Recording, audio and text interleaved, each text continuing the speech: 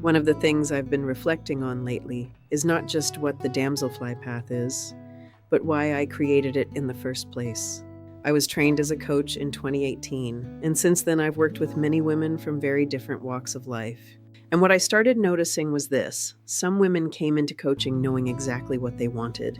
They had a clear goal, they knew where they wanted to go. And once they had clarity, the work became about strategy, skills, accountability, and action. And honestly, that makes sense to me. I remember hearing Oprah once say that one of the reasons she accomplished so much was because she knew what she wanted. And I think there's truth in that. When we know what we want, we can often move more directly toward it. But what I found in my work was that many women weren't in that place.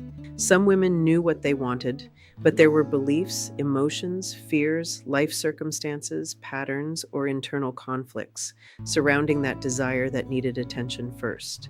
And then there were many women who didn't fully know what they wanted at all. There was just this feeling: something feels off, something feels missing, something no longer fits, something wants to change. But it wasn't always clear what. And I found that traditional coaching tools alone didn't always allow us to get to the root of that experience. So I started asking myself, what kind of framework would allow women to explore themselves more deeply? What kind of structure could help someone understand not only what they want, but how they're relating to their own life experience? That's really where the Damselfly Path began. I wanted to create something that allowed women to look at their experience through different lenses. That's why the framework has two parts: the states of consciousness we bring to an experience, and the spaces within which we explore it.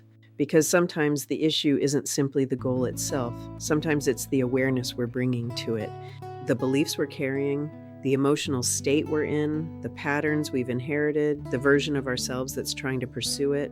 And I also wanted to create something flexible, something that could be used in different contexts and at different stages of life. Some women want one-on-one support, some want workshops or group exploration, and sometimes women want to do this work privately and independently at their own pace. I wanted the framework to support all of those possibilities. And honestly, the Damselfly Path also came from my own life. There were goals in my life that were very direct. I knew what I wanted, I created a strategy, and I moved from point A to point B. But there were other goals where life took me on detours, unexpected turns, experiences that changed me. And then there were dreams that evolved into something completely different than I originally imagined, but still brought tremendous growth and meaning. I wanted a framework that honored all of those realities. Not just achievement, not just productivity, but the complexity of being human. The framework was shaped by my own experiences, my work as an educator and coach, my academic background in educational leadership, and years of personal study in psychology, philosophy, emotional growth, and human behavior.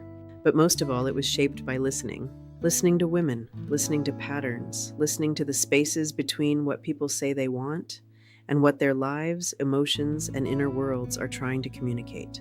And that's why I continue to develop it. Because I don't see growth as a straight line. I see it as an unfolding relationship with ourselves. And that's what the Damselfly Path was created to explore.